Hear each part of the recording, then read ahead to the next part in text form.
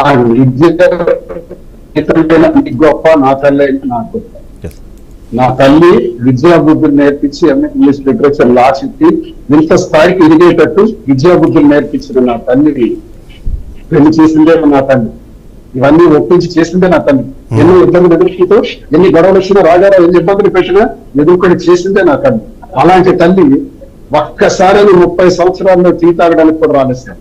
5 నిమిషాల్లో కూడా నా ఇంట్లోకి రాలేదు సార్. ఎందుకంటే నేను ఒకసారి ఓడిపోయిన తర్వాత మా అమ్మ వచ్చారు. మా అమ్మ వచ్చారని తెలిసి తలుపు గాబులు కొడితే మా అమ్మ బయట వరండాలో నేను నిలబడిపోయి, నేను వచ్చానండి నా కొడుకు కబురు ఎవరని చెప్పండి బాబు అంటే, మేడం నుంచి దిగి నేను వచ్చి అమ్మతో మాట్లాడి ఆ వరండాలో మాట్లాడి అక్కడి నుంచి కారులో ఎక్కించి పంపించేసిన దౌర్భాగ్యమైన దుస్థితి సార్ నాది. నా తల్లి దగ్గరికి వెళ్ళి గంట మాట్లాడటానికి కూడా అవకాశం లేదు. పొరపాటున ఈ 30 ఏళ్లలో నా తల్లి దగ్గరికి నేను వెళ్ళిన సందర్భాలు చాలా తక్కువ. నేను పొరపాటున మా అమ్మ దగ్గరికి వెళ్తే ఓ గంట ఉండి వస్తాను, భోజనం చేసి వస్తానని వెళ్తే కనీసం నెల రోజులు గొడవ పడుతుంది. నిల్చుంటే గొడవ, కూర్చుంటే గొడవ. ఆ స్వభావం మీరు వీడియోలో చూస్తే మీకు అర్థం ఒక సైకిక్ వైబ్రేషన్ తో బిహేవ్ చేస్తుంటారు అన్నమాట. మీ అమ్మ దగ్గరికి వెళ్ళావని తల్లికి ఆడకూడని దుర్భాష, ఆడకూడని భాష మాట్లాడి ఆమెకి 30 సంవత్సరాలు కొడుకు తల్లికి కలగకుండా, కొడుకు దగ్గరికి తల్లి రాకుండా చేసిన గొప్ప మహిళ సార్ దువ్వాడవాణి. దువ్వాడవాణి లాగా అందరూ ఉంటే ఏ కుటుంబాలు కొడుకుగా మీరు ఓడిపోయినట్టేగా. ఈ లెక్క ప్రకారం చూస్తే కొడుకుగా మీరు ఓడిపోయినట్టేగా. 30 సంవత్సరాల పాటు తల్లిని మీ భార్య దూరం పెడుతుంది అన్నప్పుడు ఓడిపోయాను సార్. ఓడిపోయాను. నా తల్లికి నేను ద్రోహం చేశాను. నా తల్లి ప్రేమను పొంది, నా తల్లి నాకు జన్మిస్తే ఆ ప్రేమని నేను పొందలేకపోయాను. చాలా బాధేసింది, చాలా బాధేసింది. ఈ రోజు సార్, ఈ రోజు టికెట్ తనకు వచ్చిన తర్వాత ఇంటికి తాళం వేసేసింది. ఇక నా అవసరం లేదు కదా, నేను ప్రకటించాను కదా, సార్తో చెప్పించాను కదా. ఇంటికి తాళం వేసేసి ఇంటికి రానివ్వకుండా చేసింది సార్. చేసినప్పుడు నేను లాడ్జ్ లో 4 రోజులు ఉన్నాను. తర్వాత ఎన్నాళ్ళు హోటల్లో ఉంటానని ఎక్కడ వచ్చి ఒక తోటలో కారు పెట్టి 3 రోజులు కారులోనే పడుతున్నాను. గవర్నమెంట్ బయటికి పంపించేసి పడుకున్నాను. ఏంటి పరిస్థితి అని ఆలోచించాను. ఎక్కడ ఉండాలి, ఎక్కడ ఉండగలను, ఏంటి దౌర్భాగ్య పరిస్థితి అని అనుకున్న సమయంలో మా అమ్మే మళ్ళీ నాకు పిలిచి ఇంట్లో సంవత్సరం పాటు ఉంచారు సార్. అంటే మొన్నటి వరకు, ఈ ఎన్నికలకు ముందు మార్చి నెలలో ఇప్పుడు నేను కట్టుకున్నటువంటి ఈ గృహం. ఎన్నాళ్ళు తల్లి దగ్గర ఉంటాను ఈ వయసులో? నా దగ్గర తల్లి ఉండవలసిన వయసు, తల్లి దగ్గర నేను ఉండవలసిన వయసు కాదు. అలాంటిది మామూలు 78 ఏళ్ళు ఈ వయసులో నేను ఈ నిర్మాణం చేసుకుని ఇక్కడ ఇప్పుడు నేను ప్రశాంతంగా ఉండాలి అని ఆస్తులన్నీ వాళ్ళకి రాసేసి, ఫ్యాక్టరీ రాసేసి, 6 కోట్ల రూపాయలు విలువైనటువంటి ఇల్లు కూడా రాసేసి ఈ ఏడాదిలోగా వాళ్ళ ఖర్చుల కోసం 1,40 లక్షల రూపాయలు పిల్లల కోసం, తన కోసం ఇచ్చాను సార్. ఇంతవరకు ఇస్తున్నాను సార్, రేపు ఇస్తాను సార్. నేను ఒకటే చెప్తున్నాను, ఎంత పిల్లల చేత మాట్లాడించినా, ఎంత నా మీద ప్రతిఘటించేటట్లు చేసినా నా పిల్లలంటే నాకు ప్రాణం, నాకు పిచ్చి. ఖచ్చితంగా మీ బాధ్యత. నాకు ఏ బాధ రాదు, ఏ బాధ కోపం ఉన్నట్టు రాదు. పిల్లలు తెలియక మాట్లాడుతున్నారు అనుకుంటాను. ఏదో ఒకరోజు తెలుసుకునేటప్పటికి నాన్న ఉంటాడో లేదో. పిల్లలకి గారాభంగా పెంచాను సార్, ఎండ తగలకుండా పెంచాను. డబ్బులు బాగా సంపాదించిన రోజులు ఉన్నాయి, డబ్బుల కోసం ఫైట్ అయిపోయిన రోజులు ఉన్నాయి. 2 సందర్భాల్లో కూడా పిల్లల కష్టాలు తెలియకుండా పెంచాను సార్. ఆ సందర్భంలో వాణి గారి ప్రవర్తన ఎలా ఉండేది? అదొక క్వశ్చన్ అడుగుదాం. ఎందుకంటే మీరు మంచి బిజినెస్ చేసేటప్పుడు, లాభాలు గడిస్తున్నప్పుడు, లక్షలాది రూపాయలు మీ చేతిలో ఉన్నప్పుడు తను ఎలా ప్రవర్తించేది? అదే సందర్భంలో మీ దగ్గర డబ్బులు లేనప్పుడు ఖచ్చితంగా ఇంట్లో ఫ్యామిలీ కాబట్టి ఒకరొకరు ఆ డబ్బుల గురించి డిస్కస్ చేసుకుంటాం, లేకపోతే ఫైనాన్షియల్ స్టేటస్ చెప్తారు కదా. అలా చెప్పినప్పుడు తన ప్రవర్తన ఎలా ఉండేది? లాభాలు వచ్చినప్పుడు, నష్టాలు వచ్చినప్పుడు? నేను గ్రానైట్ వ్యాపారంలో ఐకాన్ బ్రౌన్ అని ఒక కలర్ గ్రానైట్ కి నేను వానర్ సార్. ఐకాన్ బ్రౌన్ అంటే గ్రానైట్ ఫీల్డ్ లో మీరు మాట్లాడుతూ తెలుస్తుంది, ప్రపంచంలో ఎక్స్క్లూజివ్ కలర్. ప్రపంచంలో దొరికింది ఒకటే సప్లై చేసింది నేను ఒక్కడిని. భగవంతుడు ఆ స్థాయి నాకు ఇచ్చాడు. 10 సంవత్సరాలు ఆ మైండ్ నడిపాను. ఆ మైండ్ నడిపేటప్పుడు చాలా చక్కని బిజినెస్ చేశారు.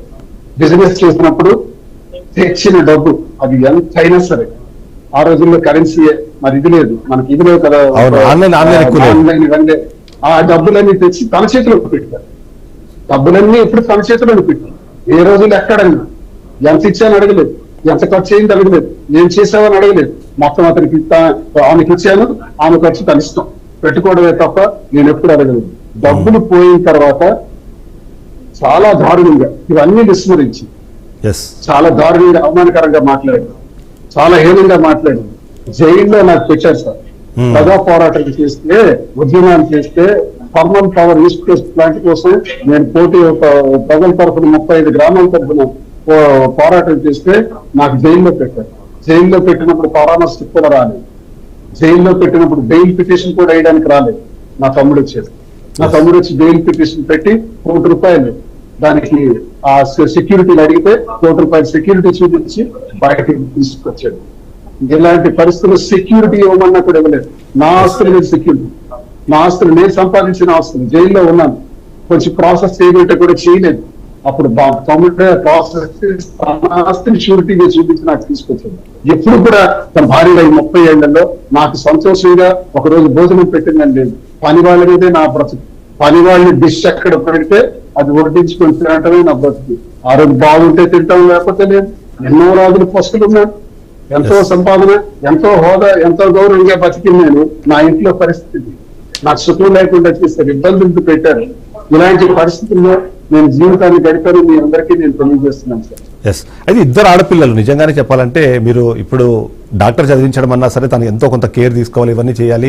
మీరు రోజు 12 గంటల పాటు బయట ఉన్నప్పుడు తల్లిగా తన ఆ బాధ్యతని కంప్లీట్ చేసింది, బాగానే ఉంది. కానీ బట్ తండ్రి మీద ఇలాంటి ఒక ఆలోచన విధానాన్ని పెంపొందిస్తోంది అనేది మీరు ఎప్పుడు గమనించలేదా ఈ 25 సంవత్సరాల్లో?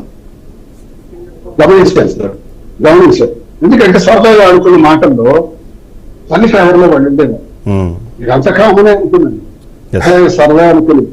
ఇప్పుడు అర్థమవుతుంది ఇవన్నీ ఎవరు ఊహిస్తారు సార్? పిల్లలు నా మీద వ్యతిరేకంగా ఉంటారని ఏ తండ్రి ఊహిస్తారు? ఇప్పటికీ నేను ఊహించట్లేదు సార్. ఇప్పటికీ వాళ్ళు తిరుగుతుంటే నాకు నవ్వు వస్తుంది.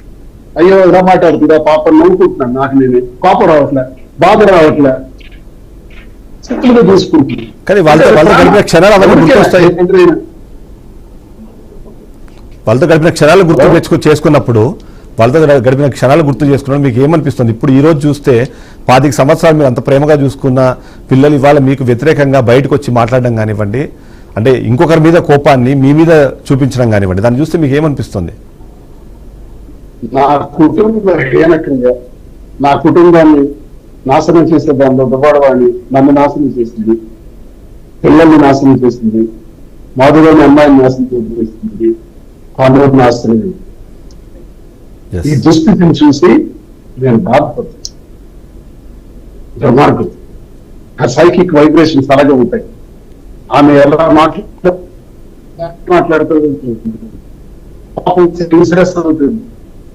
ఎలా బిహేవ్ చేస్తుంది, ఎప్పుడు కోపం వస్తుంది.